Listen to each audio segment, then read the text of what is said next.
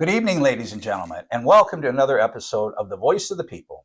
Tonight, I'm your host, Brian Martindale, and we have a special episode with the founder and president of Youth Empowering Services, Denzell Small. Denzell, I want to thank you for joining us today. Yes, sir. Thank you for having me. So let's start out with, can you share the original origin behind the name YES, and also what is the core mission of your organization? YES stands for Youth Empowering Services. Okay. And the entire purpose is to raise funding for organizations and initiatives that support engaging, empowering, and utilizing the gifts of the youth. Okay. And then how long ago did this start? And tell us about where it started. This started 3 years ago in Columbia, South Carolina. Okay. So we was in a place where we started a youth program, and we couldn't get funding, and we didn't know how to get funding, and then the structure that we had, we wasn't able to properly get the funding. Okay. So we started this organization just to make sure that when we do go forth with the programs and things of that nature, we have a way to bring in the funding to keep it going. Okay, and Yes, that sir. makes total sense. And one thing I should have touched on first of all, what is the original inspiration behind your mission? What caused you to do this in life? Okay. Well, I myself was a troubled youth. And I didn't have people that was really at least I didn't know until later on in life. But Okay. in the moment, I didn't know that I had people that was putting things in place for me to be able to do what I love to do, because I didn't see the behind the scenes things that was going on. But later on in life, I realized that those same mentors were putting things in place that didn't really manifest for years. Okay. So for me, it was just like I have an opportunity to put things in place that can help my kids, that can help the next generation, and I have that opportunity. So why not do it? Right. And Youth Empowering Services. When I was a youth, I didn't feel that I had the people that was in my corner to empower me. You know what I'm saying? So I went searching for people to empower me. Sure. So now we have an opportunity to put these things in place, so our kids don't have to go and search for it. They have it. You know what I'm saying? They know where to go for it, and it in that point we can save them from having to go into the streets. Absolutely. And so this program has already seen success in South Carolina, correct? Yes, sir. Can you tell us anything about the programs that have started there and what they've done so far before coming here to Michigan? We'll get into that afterwards. So in 2022, yep. So when we started it, we had about 22, 25 kids. Okay. And when they started, they came in not knowing what to expect. You could tell they came in dealing with things from home. We did interviews with them when they first came in, and as time went on, it was just like you was able to see each and every one of them change in some way, form, or fashion.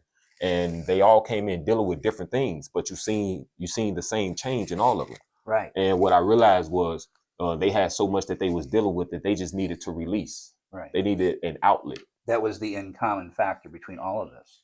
We all need a release. Right. We need somebody to talk to that can understand our language. Right. So in the studio, for somebody that does music, when that mic is in front of me, that's who I'm talking to. Right. And this mic understands my language. Right. So if don't nobody understand my language, this mic do. Right. So if I'm doing fashion design, if don't nobody understand my language, this pad do. Absolutely. When I'm drawing, this pencil and this pad understands my language. Right. So this is how I'm going to get out what's going on the inside of me. Right. How you're expressing all these things inside that have turned into these wonderful programs. Yes, sir. That are now benefiting you. Yep. Well, let's go on from there. Let's go into the types of programs that YES currently offers to you. Well, currently, because it's the summer, we have the Yard Initiative. Okay. And with the Yard Initiative, our goal is to not only help to beautify Saginaw, but we also have a YouTube series that we started, and this tells the story of the kid that's doing the yard.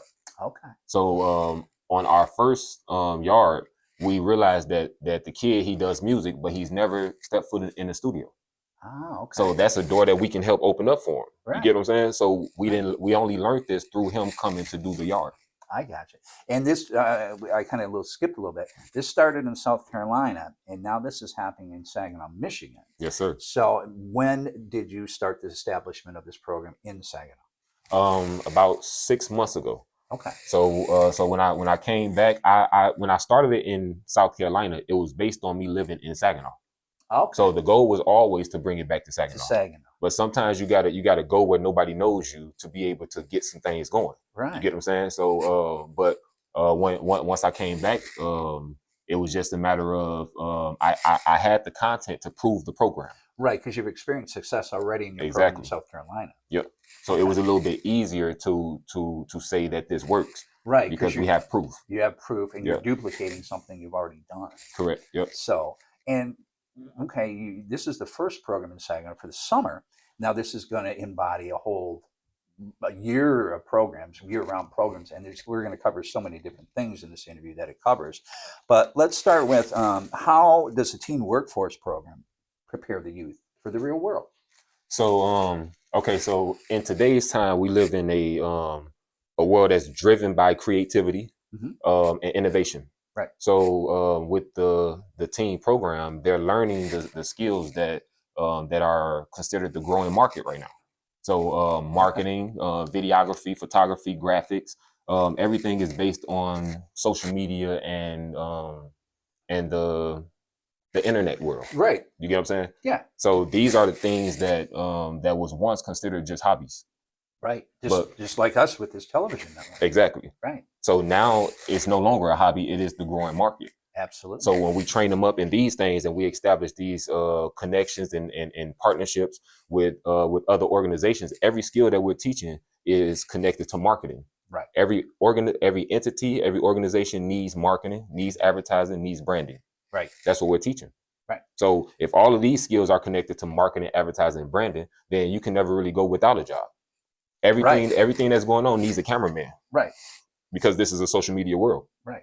So you're giving the empowerment to the things that are happening today. Yes, sir. So and the future, because the kids are tapped into the future. Right. And this is what they're interested in. Right. So if we train them up now, then we prepare them for the future. Right. And that's what we're going to touch on in the second segment of our episode of The Voice of the People. We'll be right back after this commercial. Welcome to the world of Great Lakes Shark Sock Company, a splash of brilliance born in 2016 in the heart of Pinconning, Michigan. Discover socks woven with loyalty, integrity, family, and an open mind. Each pair is a testament to unparalleled craftsmanship and design. With every purchase, you're supporting a nonprofit doing incredible work. Ready to make a difference? Dive into the collection at greatlakesshark.com. Make a statement, one pair at a time. And we're back with this episode of The Voice of the People. Thank you again for joining us, ladies and gentlemen. Again, we're here with Denzell Small from Youth Empowering Services. And we were just leading off with, you're talking about your programs now in Saginaw. Yes, sir. And how all of this education, these things you're providing, are giving these children, youth opportunities going forward into the modern world. Keep going on. You were talking about videography and everything else you're teaching there. So and even let's say with the videography, so with the yard initiative, because we're also training up in videography, while they're doing the yards, we have someone, let's say they want to take a break. So now this is an opportunity for me to put a camera in their hands, right? And now they're able to capture footage and get pictures. Right. So nobody is ever just sitting around watching, taking a break. And they're being trained up in something that they don't even know that they're being trained up in. Right. Because you're doing that subliminally. Yes, sir. They're not thinking about I'm sitting off to the side here and taking a break, but I'm actually doing something. Yep. That's productive. Because That's brilliant. By this being their language, when you ask them to take a picture, they're not just going to take a picture. They're going to take a picture as if it was their picture. Right. You get what I'm saying? Right. So they don't even know that they're actively utilizing their gift in videography and photography. Yeah, because you're right. That's my work. I obviously want this picture to look good. Yep. So I'm going to do my best. Yes, sir. That's brilliant. Just leading the youth through this. I just love what you're doing, Denzell. Let's talk about how YES doesn't just focus on jobs; it also explores the creativity. You're talking more about that now, but let's get into. You got the fashion line, New Mag 3 apparel. Yep. Let's talk about those things. So the apparel came about because I realized just thinking about branding and marketing. We speak without speaking. Okay, right, So the way that we speak without speaking is we wear clothes. right. So if you ever wanted to know how a person was feeling or something like that, look at how they dress and what they're wearing. Right. They're telling you something. Whether it is that's like us dressing out professionally, Yep. or somebody in a T-shirt with a message on. Yep. And they're communicating something to you. Right. So somebody who fashion is their language, this is how you're going to be able to talk to them. Okay. So if you know that fashion is their language and you have a question for them, whatever the case may be, and they just won't talk to you, get creative. Put the question on your shirt and sit there. Yeah. You don't have to talk to them. Their language is fashion, so they're going to automatically look at your clothes. Right. That connects with me because just a quick thing here. Mm-hmm. Me being a living kidney donor, every year when I go to New York, I go to Times Square with a fellow kidney donor, and we wear a billboard that says, "I donated a kidney to a stranger. Ask me anything." Yep. And that just, there you go. You don't have to say nothing. They're going to read it. Exactly. And that's how you know that that's their language. Exactly. And that's what you're doing here. Yep. With this fashion line. So anything about the fashion line in particular or anything? Well, we actually started using it as a fundraising tool. Okay. So when we teach it to the kids, they have an opportunity to now put their design onto the website. Okay. To showcase their design. Yeah. Once that design sells, they accumulate a percentage of each sale. So if they got 10 designs up there and somebody buys 5 of this one, 3 of this one, 4 of this one, you get a percentage of every design of yours. Right. So you're not just teaching this, you're actually showing them how to monetize what they're learning now. Yes, sir. Into a living. Yep. Because that's what keeps them doing it. If I'm doing this forever and I never get a way to showcase it, show that it's mine, and monetize off of it, right, then it's only written off as a hobby, and that hobby one day I grow out of. Right, and it just gets lost. Exactly. I'm too busy in life to be playing with a hobby. Right. But if I know that this is no longer a hobby, you know what I'm saying? This was a book that was once in my head. Right. And now now it manifests. Right. So because I can actually see this and it's tangible, now I'm moved to write another book. Right. I know that I can sell this book for at least $5 and I can make something off of my own creation. Absolutely. You get what I'm saying? So when you can show them that you can create something that was once in your mind, you can make some money off of this, you know what I'm saying? This is what's going to empower them and encourage them to keep doing this. Right. And you picking up the book, I think, is a great example to talk about this now, because you took it upon yourself to write this. Yes, sir. And then it's doing exactly what you're saying. So tell us about the book. What inspired me to write this book, and it's called Samuel Trying to Fit In While Being Set Apart. So what inspired me to write this book, I was in Columbia, South Carolina, and I was I was a part of a mentor group called Path to Redemption. And we was mentoring in the juvenile prisons. And I found myself in the hole with the kids that was in the hole. So all the only thing that they can get in is books. Okay. So the books that was coming in, they wasn't really interested in. So now they just left in the hole to themselves, to their thoughts, with nothing. You get what I'm saying? So I'm like, okay, let me figure out how to write a book so that I can get a book up in there for them. Right. So just that in itself, you know what I'm saying, sparked me to go and learn what that looked like. But I also had somebody that was working on their own book. So I'm like, okay, let me go and talk to them and see what this looks like. Right, for the experience. And went on here and started writing it. I wrote this book in 2 weeks. Okay. From the time I thought about it to the time it was finished was 2 weeks. Okay. So from writing it, I did my own covers and all of that. So I stayed up like until 3, 4, 5 o'clock in the morning until I finished that book, because I wanted to make sure that it gets in there to them kids. Right. So, okay, I'm sorry. And then, you're doing great. You're a living example is what I'm saying in this book for everything we were talking about previous to that. If you do something that's constructive and you take it upon yourself to put in the effort, in the end, this is the end result. And this is a great example of everything else I think you're talking about in your program. Yes, sir. So let's leave with that. We're going to take a short commercial break, and we'll be right back for more of The Voice of the People.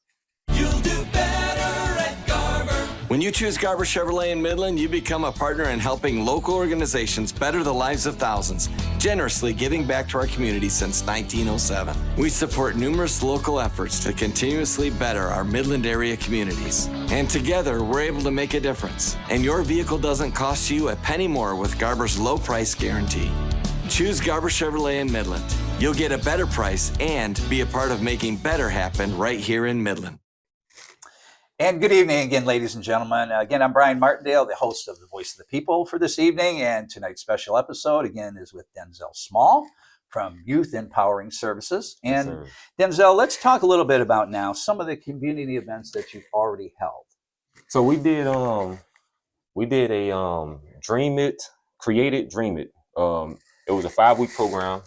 We partnered with Butman Fish Library, and we did arts and craft, fashion design, music production, videography, photography. Oh, great. So we taught those to, we had 17 kids. 17 kids total. All of them was never there at the same time, but we had 17 kids total. And the whole purpose of that was to introduce the program to Saginaw.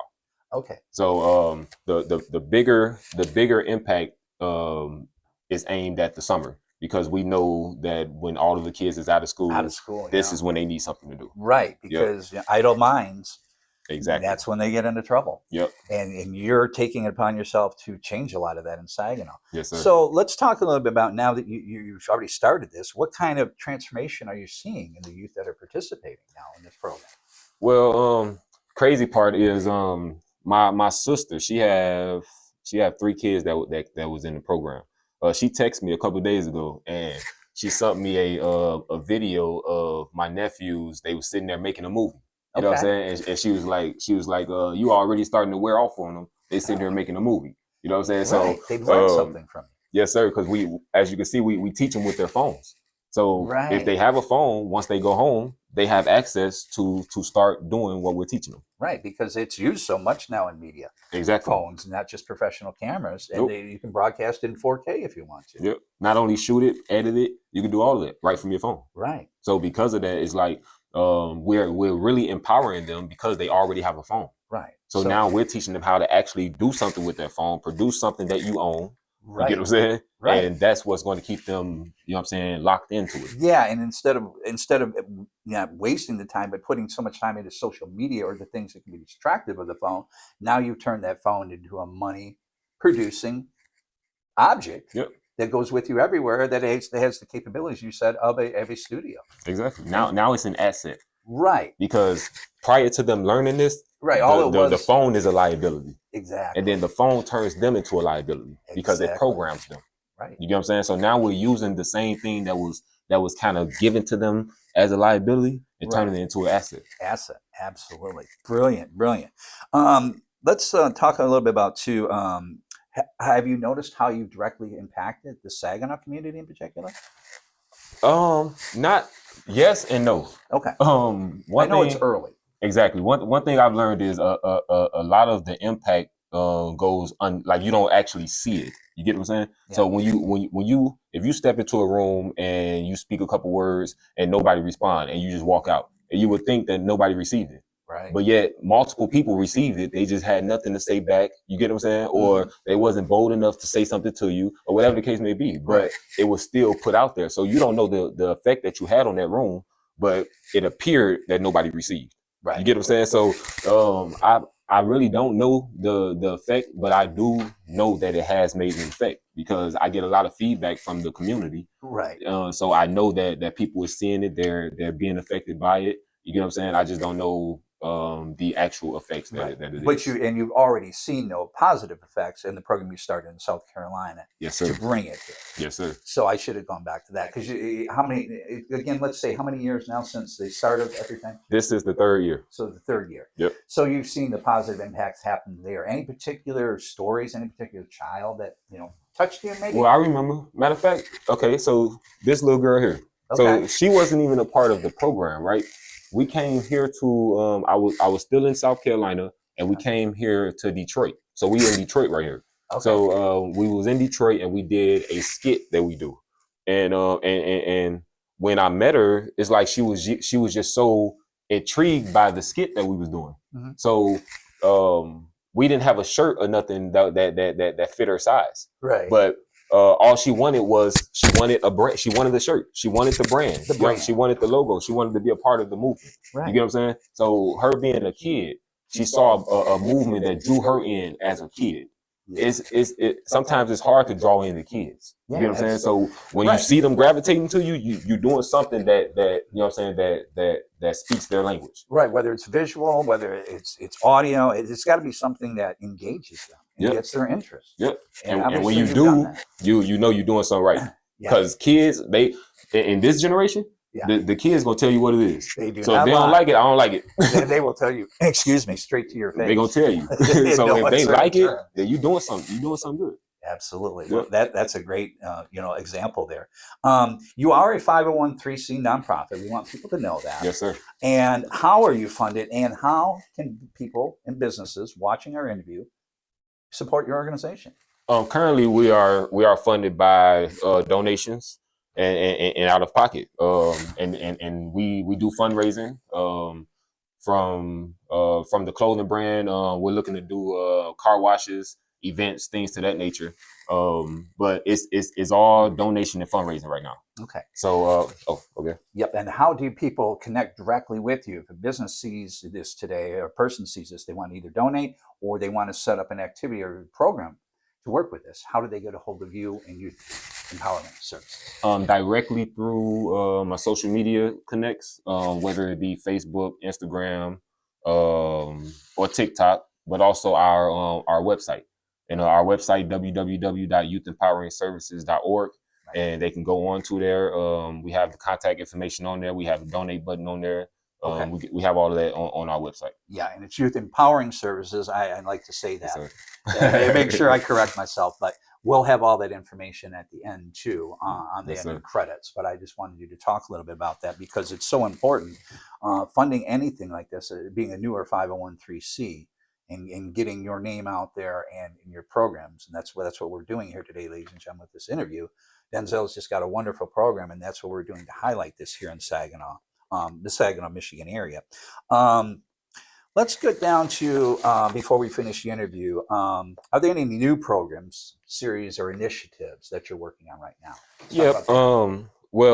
The series, we're working on the Youth Yard Cleanup series. Okay. And that tells the story of the youth that's cleaning the yard. Okay. Excuse me. That way we're able to understand more about that youth, and then the community, if they want to in any way, form, or fashion, to be able to become the community behind this youth, they can. Okay. Because one thing that I've learned with doing this is we have not because we ask not, and sometimes we don't know what to ask. So with these type of it's kind of like what's going on with Youth Empowering Services, right? So this is the avenue that we're giving to the kid. The kid is able to speak their story and allow us to know what they need, and we're able to see and hear the need. And if we have that access, then we can tend to the need. Right. So that's the whole the build up behind the series.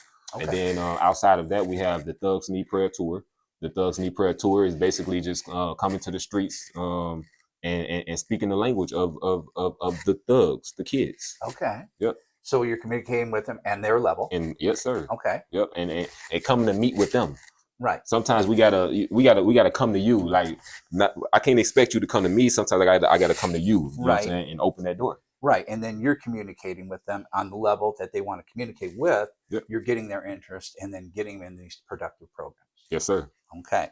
And lastly, we've talked about it, but let's say just one more time. If they want to get involved, people watching, whether it's a donor, they want to be a mentor, they want to participate either as a client or become part of Youth Empowering Services, they just contact you again. Let's say one more time your contact information.